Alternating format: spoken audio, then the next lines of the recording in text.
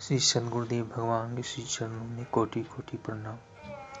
कर्माबाई की वात्सल्य भक्ति।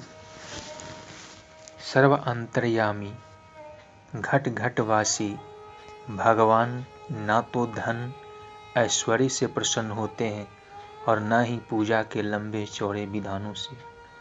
वे तो बस एकमात्र प्रेम से ही संतुष्ट होते हैं।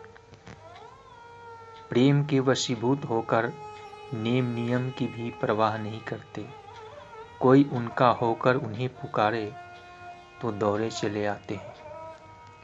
कर्माबाई नामक एक ऐसी ही भक्तिमती नारी थी जिनकी पुकार सुनकर भगवान प्रतिदिन उनकी खिचड़ी खाने दौड़े चले आते थे। भगवान यह नहीं देखते कि भक्त ने खीर पूरी पकवान तैयार किए हैं या एकदम सीधा साधा रूखा सूखा भोजन।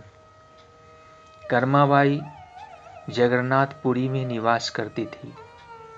वे भगवान का वात्सल्य भाव से चिंतन करती थी।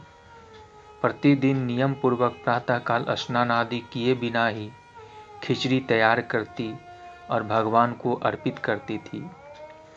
प्रेम के बस में रहने वाले श्री जगन्नाथ जी भी प्रतिदिन सुंदर सलोने बालक के वेश में आते और कर्माबाई की गोद में बैठकर खिचड़ी खा जाते। कर्माबाई भी सदैव चिंतित रहा करती कि बालक के भोजन में कभी विलंब न हो जाए। इसी कारण वे किसी भी विधि विधान के पचड़े में न पड़कर अत्यंत प्रेम से सवेरे ही खिचड़ी तैयार कर लेती थी। एक दिन की बात है, कर्माबाई के पास एक साधु आए। उन्होंने कर्माबाई को अपवित्रता के साथ खिचड़ी तैयार करके भगवान को अर्पण करते हुए देखा। घबराकर उन्होंने कर्माबाई को पवित्रता से भोजन बनाने के लिए कहा और पवित्रता के लिए स्नान आदि की विधियां बता दी। भक्तिमती कर्माबाई ने दूसरे दिन वैसा ही किया, किंतु खिचड़ी तैयार करने में उन्हें देर हो गई।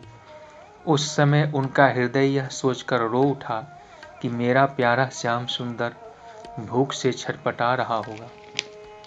कर्माबाई ने दुखी मन से श्याम सुंदर को खिचड़ी खिलाई।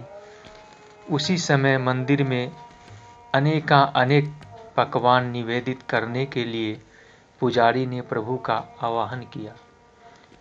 प्रभु जूठे मुंह ही वहां चले गए। पुजारी चकित हो गया। उसने देखा कि भगवान के मुखार बिंद में खिचड़ी लगी है। पुजारी भी भक्त ही था।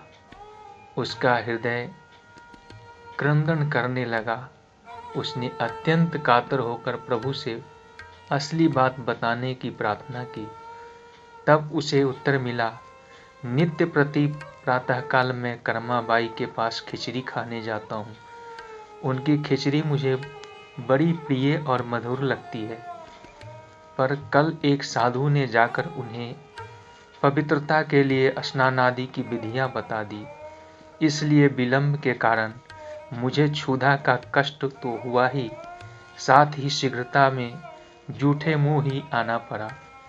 भगवान के बताए अनुसार पुजारी ने उस साधु को ढूंढकर प्रभु की सारी बातें सुना दी। साधु चकित हो उठा एवं घबराकर कर्माबाई के पास जाकर बोला, आप पूर्व की ही तरह प्रतिदिन सवेरे ही खिचड़ी बनाकर प्रभु को निवेदन कर दिया करें। आपके लिए किसी नियम की आवश्यकता नहीं।